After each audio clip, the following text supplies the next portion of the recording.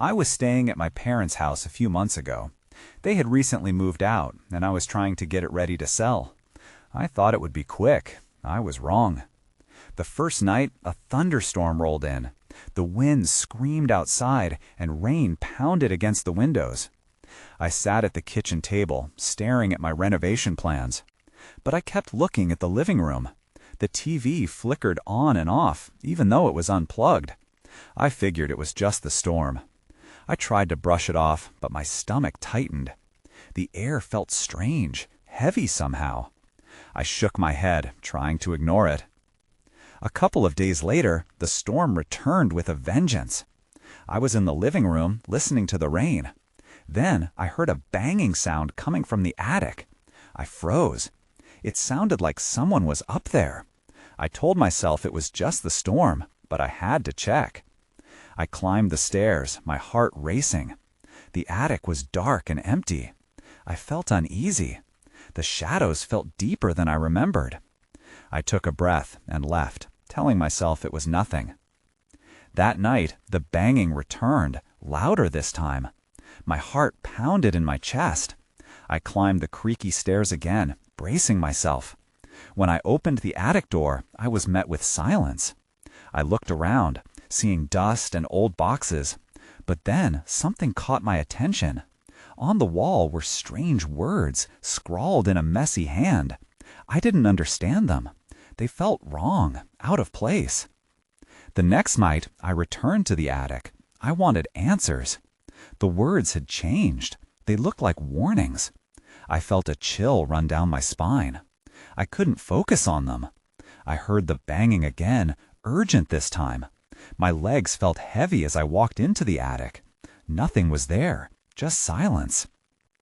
I couldn't shake the feeling that something was watching me. I spent the night tossing in bed, afraid to close my eyes. Was the storm waking something in the house, or was I losing my mind? The lightning lit up the attic whenever it flashed outside, making the shadows dance. I almost wanted to leave. But then I heard a whisper. It was soft but clear. "Why are you still here?" I spun around, but the attic was empty. My heart raced as fear gripped me. What was happening? I felt the walls closing in. I had disturbed something that wasn't ready to be found. I couldn't just ignore this. I had to know what I was dealing with. As the storm raged outside, my mind raced. I could run, but what if I never returned? I took a breath, eyes scanning the darkness. I had to find out what was haunting my childhood home. I didn't know if I was brave or just foolish. Now I sit here questioning everything. Should I stay and face this, or should I flee into the storm? I woke up the next morning drenched in sweat. The storm had passed, but its haunt still lingered in my mind. I couldn't just sit and do nothing. I needed answers, even if it meant diving deeper into whatever was hidden in this house. I decided to talk to the neighbor, Mrs. Thompson. She had lived next door since I was a kid. Maybe she had seen something or knew the history of the house. I grabbed my keys and walked outside, feeling the air still electric from the storm. As I approached her house, everything felt eerily quiet. When I knocked, I felt a twinge of nervousness. Mrs. Thompson opened the door, her expression a mix of surprise and concern. "Is everything okay, dear?" she asked, glancing at the clouds rolling away in the distance. I hesitated before answering. "Actually, I've been hearing strange things in my parents' house. I was hoping you might know what's going on." Her eyes darkened, and for a moment I thought she wouldn't speak. Finally, she shook her head. "That house has a history. It's been through a lot." Intrigued, I pressed for details. "What do you mean?" She sighed, looking over her shoulder, as if afraid someone might overhear. "There were whispers about a family who lived there years ago. Bad things happened. People said the house was cursed." I felt a chill creep up my spine. "What kind of things?" She glanced at me, her voice dropping to a whisper. "They said a child went missing during a storm much like the one you just had. Some believed the house took him. I didn't want to believe it. A missing child? The attic? It felt too real. I could already feel my heart racing. Mrs. Thompson continued, "Once the storm passes, some believe the house awakens. It doesn't want to let go." I turned to leave, my mind racing. It felt like the ground was shifting beneath me. I had to go back to the attic. I needed to face whatever was lurking up there. The air inside the house felt thick and oppressive as I climbed the stairs again. My hand trembled on the doorknob. I opened the attic door, feeling the familiar, unsettling darkness swallow me whole. The words on the wall caught my eye once more, but they had evolved again. They twisted and curled, forming shapes I could almost understand. I stepped closer, scanning for meaning. My breath hitched as I thought I spotted a new phrase, "Here lies the truth." Before I could process it, I heard a noise, not the banging this time, but the sound of a child giggling. It echoed around me, bouncing off the walls. I turned sharply, looking for the source, but the attic was empty. "Who's there?" I called out, my voice shaky. The laughter stopped. Silence filled the room, heavier than before. Then I felt it, a rush of wind that shouldn't have been there, rushing past me, sending chills down my spine. That's when I saw it, a figure, small and shadowy, peeking out from behind a stack of boxes. My heart pounded. I froze, not sure whether to run or stay. I thought about fleeing again, but I couldn't abandon this quest for answers. I took a step toward the figure. "What do you want?" Then everything went dark. The lights flickered, and I felt a cold hand brush against mine. My stomach dropped as a familiar voice whispered, "Why are you still here?" I stumbled backward, desperation filling my mind. What had I awoken? I blinked in the darkness, trying to make sense of the icy grip that clung to my hand. The room felt alive, like something pulsed within its walls. Panic surged through me as I fought the overwhelming urge to flee. I had come searching for answers, and now I felt trapped in a nightmare. "Who are you?" I managed to choke out, my voice wavering.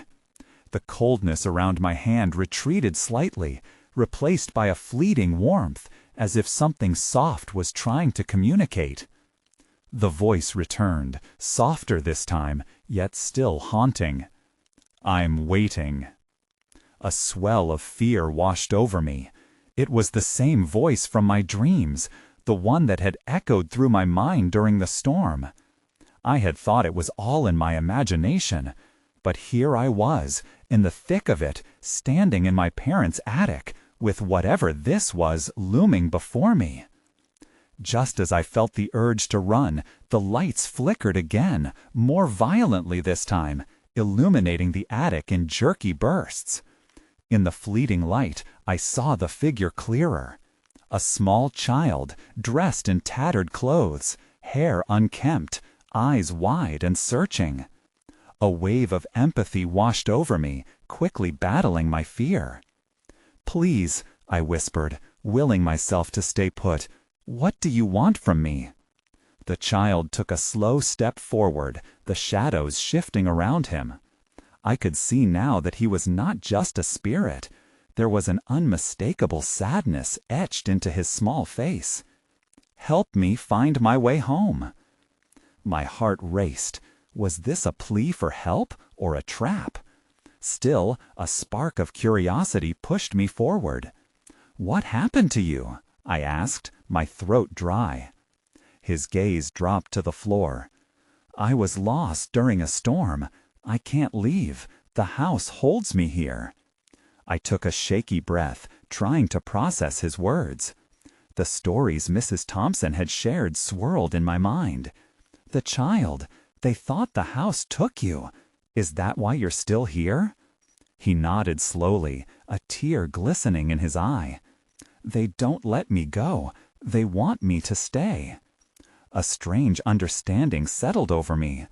Somewhere in the back of my mind, I began to connect the dots. If he was trapped, maybe others had been too. I remembered the whispers of a curse and the stories of the family who had once lived here. Is there any way to help you?" I asked, desperation creeping into my voice. The child's expression shifted, hope flickering across his face. "You must find the truth." Before I could respond, the lights flickered off entirely, plunging me into darkness once more. The air crackled, and suddenly it felt as if I was not alone. I heard footsteps. They came fast and furious, closing in on me. My heart thundered as I turned toward the sound, my instincts screaming at me to leave. "Get out!" A different, guttural voice roared, echoing through the attic, causing the walls to tremble. Fear coursed through my veins. The child's sad presence dissolved into the shadows, leaving me vulnerable to whatever presence now loomed over me. I scrambled for the door, pulling it open just as the lights flickered back to life. Outside, I gasped for air, feeling the oppressive weight of the attic lift slightly. But something inside me knew there was no escaping this. I was drawn to uncover the truth behind this tragedy, and I had the feeling the house wasn't done with me yet. As I stood there, a chilling thought sank in. I had opened a door that would lead me deeper into a mystery twisted with sorrow and darkness, and whatever had happened to the child, it would only be the beginning. The next morning, I felt like I hadn't slept at all. My mind raced with questions about the child, the house, and that threatening voice. I knew I had to dig deeper. What connection did the child have with my family? Were we linked to this house's haunting in some way? After breakfast, I decided to visit Mrs. Thompson. She had lived in the neighborhood for ages and seemed to know the history of every house on the street. I walked over with purpose, my stomach knotting with anticipation.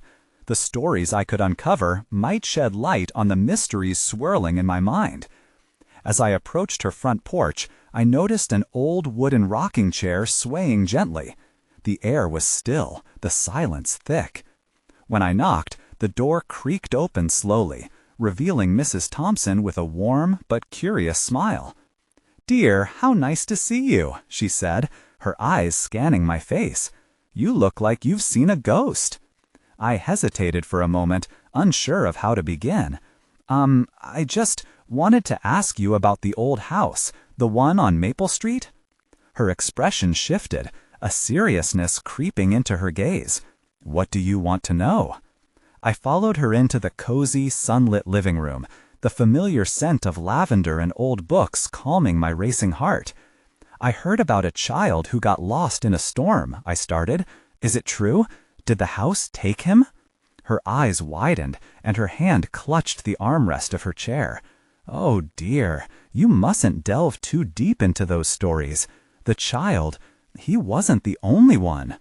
I leaned forward, my heart pounding. "What do you mean?" With a heavy sigh, she recounted a tale I had only heard fragments of. Many years ago, a family had lived in that house. The youngest boy had vanished during a storm, and strange things had happened ever since.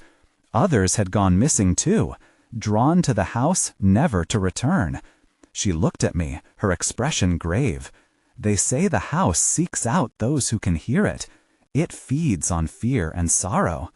I felt a chill creep down my spine. "So the child I saw, he's not alone?"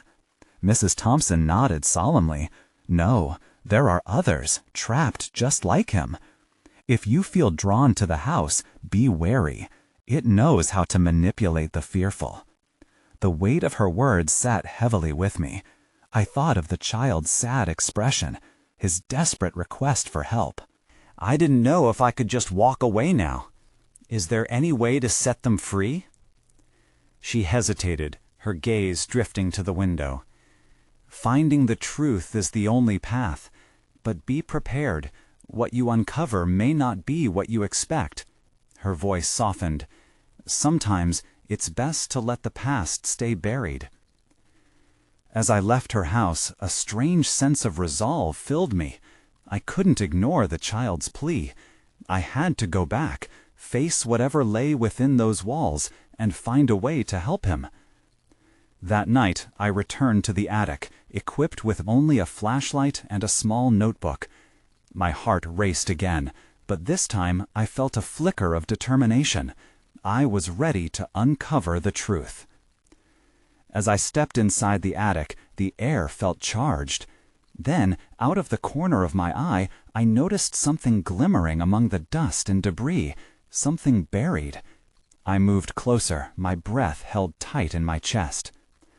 That's when I saw it, a small wooden box, half hidden under an old blanket. My heart raced as I reached down, knowing it might hold the key to everything. I pulled the box from beneath the blanket, brushing off layers of dust. It felt surprisingly heavy in my hands. The surface was scratched and worn, but I could see faint carvings on the lid, symbols I didn't recognize. I hesitated for a moment, wondering what secrets it contained. I set my flashlight down to get a better grip on the box, my curiosity outweighing my fear. Slowly, I lifted the lid. Inside, there were old photographs. I flipped through them, my heart sinking with every turn. Faces stared back at me, families with smiling children, their eyes twinkling with joy. But then I came across a picture that made my stomach drop. It was a child, eerily familiar. The same dark hair and wide, frightened eyes as the boy I had seen in the house. I felt a chill course through my body. Who was he? Why was he in this box? I turned the photo over and found a name scrawled in faded ink. Ethan Carter. A name I had never heard before. I needed to know more. I shoved the photos back into the box and scanned the attic for anything else of interest. That's when I noticed a dusty old trunk, partially hidden behind a pile of forgotten furniture. I approached it cautiously, my heart pounding. It looked like it hadn't been opened in years. I struggled to lift the heavy lid. It creaked loudly, echoing in the silence, but I pressed on. Inside, I found old clothes, toys, and more photographs. But then something caught my eye. A diary. I picked it up carefully, the leather binding cracked but intact. Flipping through the pages, I noticed it was filled with handwritten entries. The handwriting was neat, flowing, and I felt a strange pull to read. I turned to the last entry, my heart racing, as I began to read. The storm has come again. I can hear him calling to me. He said if I listen, I can be with him. I want to help him, but Mom says we must stay away from the house. I can't help but wonder, what if I can save him? My breath hitched as I realized this diary belonged to the very child I had seen, confirming Mrs. Thompson's warnings. Ethan had tried to reach out. He had been drawn into the house, just like the others. Suddenly, a loud boom of thunder rolled through the night, shaking the house. The power flickered and darkness engulfed me. Panic surged. I fumbled for my flashlight but couldn't find it in the pitch black. Keeping my breath shallow, I strained to listen, the echo of the storm filling my ears. Then, through the noise, I heard a sound that made my blood run cold. A soft whisper. "Help me." My heart raced as I recognized the voice. It was Ethan's. It seemed to drift in from the shadows, pulling my instincts to run. But I couldn't. I had to find him. I grabbed the box and diary, my mind set on uncovering the truth, no matter the cost. Just as I turned to leave, a gust of wind rushed through the attic, slamming the door shut behind me. Trapped, I stared into the darkness, my pulse quickening. I was not alone anymore. Something else was here. It was time to confront whatever secrets the house kept hidden and understand what happened to Ethan. I took a deep breath, adrenaline surging through my veins. I had to face this final challenge, or I would never be free from the shadows that haunted me. The air grew thick with tension as I stood in the darkened attic, my heart pounding. I strained to hear anything over the sound of the storm. The whisper came again, clearer this time. "Help me." It felt like a plea carried by the wind, wrapping around me, urging me closer. I moved cautiously, clutching the box and the diary to my chest. "Ethan?" I called out, my voice shaky. The silence that followed was deafening. My thoughts raced, each one tangled with fear. Was he really there? Did he want to be saved? Or was something darker at play? With shaking hands, I glanced around the dimly lit space, looking for anything that stood out. That's when I saw it, a shadow flickering at the edge of my vision. It danced just beyond my reach, taunting me. I turned my flashlight toward it, uncovering an old mirror leaning against the wall, caked with dust. I approached slowly, the floor creaking beneath my feet. As I wiped away the grime from the glass, my breath caught. For a fleeting moment, I thought I saw a figure standing behind me, a boy, his dark hair falling into his eyes, looking just like Ethan. My heart raced. Was I losing my mind? I quickly turned around, but nothing was there, just the oppressive darkness. I hurried back to the mirror, trying to make sense of what I had seen. The reflection stared back at me, but it felt wrong. There was an emptiness, a sense of longing behind my own eyes that wasn't there before. "Stop it, focus," I whispered to myself, my voice barely cutting through the pounding rain. I had to think clearly.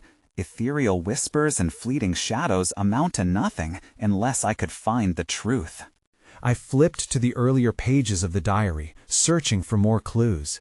Each entry I read fueled my dread. Ethan had felt the pull of something sinister. Despite the warnings, he was drawn to the house, believing he could help. Did he venture to save someone and end up trapped? Suddenly, the air shifted again. A gust blew through the attic, chilling my skin. I took a step back, clutching the diary tightly. The whispers intensified, mixed with the sound of scratching, like nails on wood. The noise was coming from behind the trunk. Mustering every ounce of courage, I edged closer, each step hesitant. The trunk rattled ominously. I noticed a small crack forming, like a tiny mouth primed to speak. Whatever was inside it was desperate to get out. I gripped the lid, feeling the weight of the moment. I needed answers. I had to know what Ethan had tried to uncover and whether he was still there. Just as I was about to lift the lid, a loud crack of lightning illuminated the attic for a brief instant. Then everything went dark. The whisper stopped, and an unnatural stillness enveloped me. My breath quickened. Something was wrong, very wrong. "Help me," the voice echoed once more, but it was now deeper, darker. I froze, dread pooling in my stomach. Whatever was in that trunk knew I was here. I took a step back, heart racing, unsure of what the next move would be. The shadows began to swirl around me. I was running out of time, and the secrets were trying to keep me from digging deeper. I had to decide, open the trunk and confront whatever awaited inside, or allow fear to consume me. But one thing was certain, I would find Ethan, no matter what lay ahead. I swallowed hard, feeling the cold sweat trickle down my back. The swirling shadows before me pulsed with an eerie life of their own. What was lurking beneath the trunk? My fingers trembled as I fought against the rising extremity of fear. If I was going to find Ethan, I needed to open that trunk. But could I handle whatever was inside? I remembered the diary in my hands. Maybe it held the key to understanding. I skimmed through the pages again, desperately looking for some clarity or warning. The ink smudged slightly under my fingers, but one line stood out. Once the lid is lifted, the past cannot be contained. My breath caught. What if this was more than just a simple trunk? What if opening it meant unleashing something unforgivable? The scratching grew louder, like nails digging furiously against wood. I jumped, the noise reverberating through me. I pressed my ear against the lid.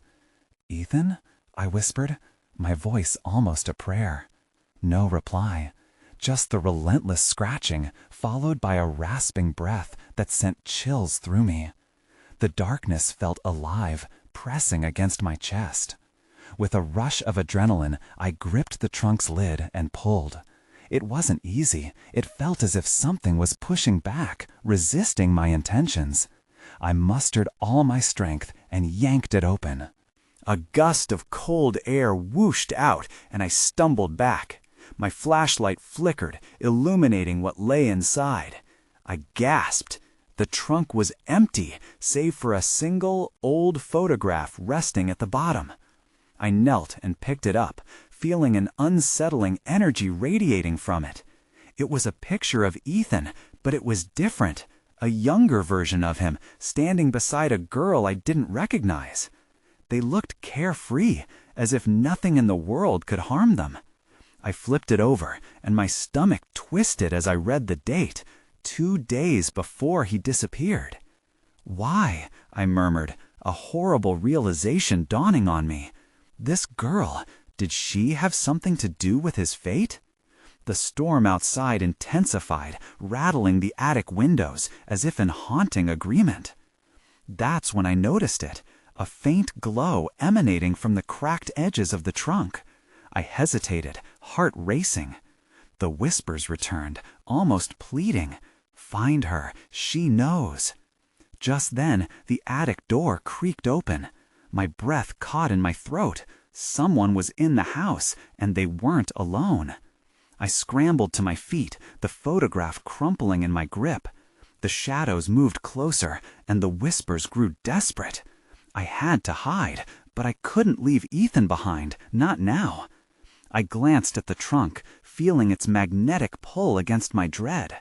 Whatever I was meant to confront was here with me, and time seemed to drain away.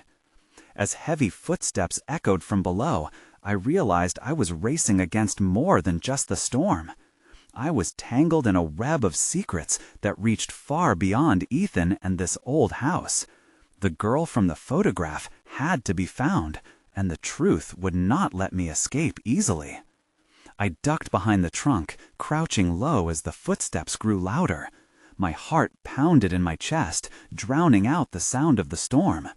Whoever was in the house moved deliberately, their heavy boots clomping against the floor below. The whispers intensified. Find her, they echoed, a chorus of urgency. I had to move, but the fear rooted me in place. Whoever was downstairs could be anyone, even something more sinister. Just as I considered my next move, a shadow fell across the attic door. I stifled a gasp. A figure stepped inside, the metal glint of a flashlight beam cutting through the darkness. There's someone up here, a voice called out, low and gravelly. It wasn't Ethan. My pulse quickened. I'd never heard this voice before. The beam scanned the room, flickering across the walls, illuminating the patterns of dust that danced in the light like trapped spirits. Staying as quietly as possible, I peered over the trunk. The figure was a man, his face obscured by a dark cap. He wore a long coat, its hem brushing the floor. I couldn't shake the feeling that he meant trouble. I held my breath as the light moved closer, inching toward me. The girl, he whispered to himself, just loud enough for me to catch it. My stomach dropped.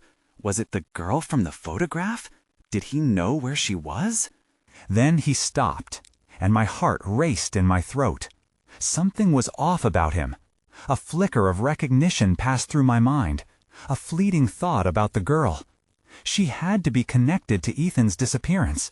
But before I had time to connect the dots, he turned and walked away from the trunk, back toward the attic door. I seized the opportunity, slipping out from my hiding place. My instincts pushed me forward. I had to get to the door before it closed. I didn't know why, but I had to know what he was up to. Maybe he had more answers. I tiptoed after him, keeping my footsteps light and silent. I glanced back at the trunk, feeling the weight of the photograph crumpled in my hand. If I lost this chance, I might never find out what happened to Ethan. As I reached the stairs leading down, I paused. I could hear him talking, his voice softer now, almost conspiratorial. The past must be confronted. She has to remember. I leaned closer, peering down into the dim hallway. The man's back was to me, but I could see he was standing near a doorway that led to the main living area. Then, everything changed. A loud crack of thunder rattled the house, and the lights flickered ominously. The man spun around, his eyes piercing through the shadows, locking onto mine. "Who's there?" he barked. Panic surged through me. I bolted back up the stairs. I had to find a way out. As I scrambled back into the attic, the whispering swelled to a deafening roar. "Find her! Find her!" I felt dizzy, and for a second I couldn't tell if the sounds were spilling from the trunk or swirling from the shadows around me. I needed a plan. I needed information. But first, I had to evade the man. I also had to figure out the connection between Ethan, the girl, and whatever darkness was hidden in this house.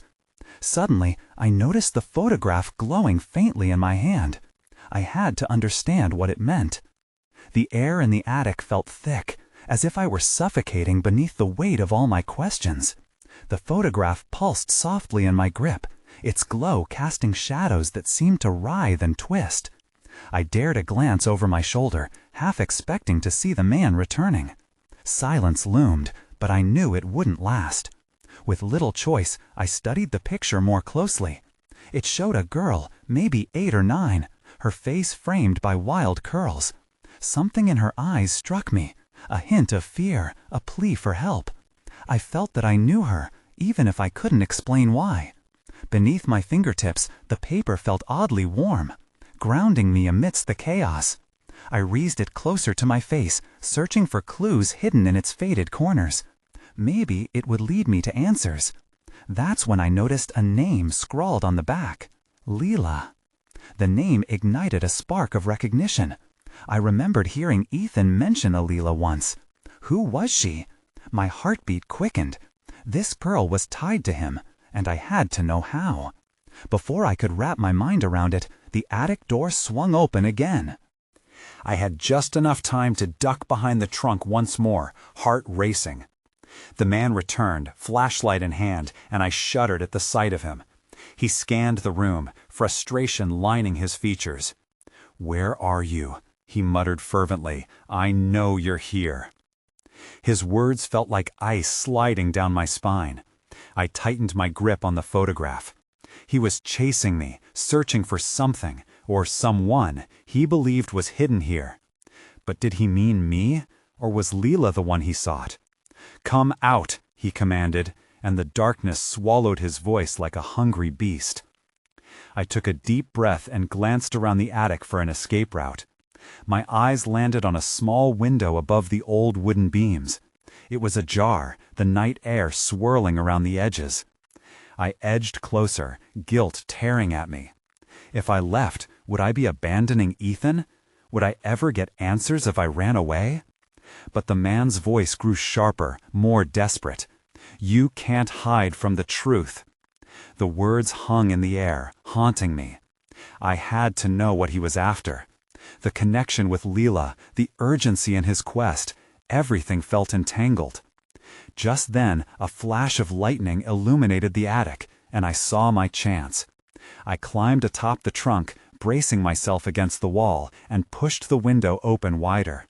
The storm howled outside, but I focused on the space beyond the glass. It was high, but not impossible. I took a deep breath. If he found me, I wouldn't get a second chance. I hoisted myself up, my heart thrumming wildly. As I prepared to leap, a loud crash came from below, pulling my attention. It was followed by the sound of footsteps, many footsteps. "Search the house, she's here." My stomach dropped. Who were they, and how did they know? My mind raced as I threw one last glance at the photograph before I took my leap into the stormy night. I landed awkwardly on the wet grass, the thunder rumbling overhead. I had escaped the attic, but at what cost? As I glanced back at the house, shadows danced behind the window, and the whispers returned, pleading. Would I ever find Ethan, the girl, or uncover the truth behind the darkness that loomed over us? I stumbled away from the house, the weight of the storm pressing down on me like an invisible force. The rain soaked through my clothes, but I barely felt it. My thoughts raced, tangled in the chaos of what I'd just experienced. The silhouette of the house loomed behind me, its dark windows seeming to watch my every move. I barely made it to the end of the driveway when I heard the footsteps behind me, heavy and thunderous as they echoed off the wet pavement. A chill ran down my spine. Had they seen me escape? My heart raced. I had to keep moving. I didn't dare look back. Ahead, the road stretched out into the shadows of the trees lining the neighborhood. I sprinted toward the nearest streetlight, my breath coming in gasps. I could feel the adrenaline coursing through me, but it wasn't just fear that propelled me. It was a desperate drive to find Leela, to understand Ethan's fate, and to shove aside the darkness that seemed to swallow the house whole. What was the connection between the two children? Could Leela be the key to freeing Ethan from his eternal torment? The storm rattled the sky above me, the thunder a reminder that the past was not yet finished with me. I couldn't shake the feeling that I was still being watched. Suddenly, I heard a familiar soft voice whispering through the wind, brushing against my ear. "Find her, she knows." It sent chills running down my spine, but I didn't stop. I had to find answers. A sense of purpose pulled me back toward my old neighborhood. Somehow, I found myself standing in front of the small, weather-beaten house where I grew up. Unsure of where I was going, I moved toward the old oak tree in the front yard. Its branches towered overhead, swaying mournfully in the gust of stormy winds. I remembered climbing those branches as a child, the laughter of friends surrounding me, basked in innocence. But now the laughter felt hollow. The branches seemed to beckon to me, whispering secrets hidden in their very roots. I dropped to my knees and dug my fingers into the mud among the roots. What if Leela was connected to that tree? What if Ethan and Leela's story was woven into the fabric of our neighborhood, tangled with the very earth that had witnessed their misfortune? As my fingers danced among the roots, I felt something, a hard object nestled deep in the soil. My heart raced as I pulled out an old metal locket, its surface tarnished but still intact. I brushed off the dirt, revealing a picture beneath the glass. It was of Leela and Ethan, the same cheerful smiles frozen in time as they held hands. A sense of realization washed over me. They had been friends, bound together by something much deeper than mere childhood camaraderie. That bond had drawn them both into the house's clutches. But why? And who had that man been? I remembered Mrs. Thompson's words. The past must be confronted. I clutched the locket tightly, feeling its weight dig into my palm. "I will find you," I whispered, though I didn't know how. Maybe Leela knew how to let Ethan go. But beneath the raindrops, I still sensed a lurking presence, hovering just beyond the veil of shadows. The bitterness of the past was still mingling in the corners of the old neighborhood. I needed to return to the house, but this time I will unite Ethan and Leela.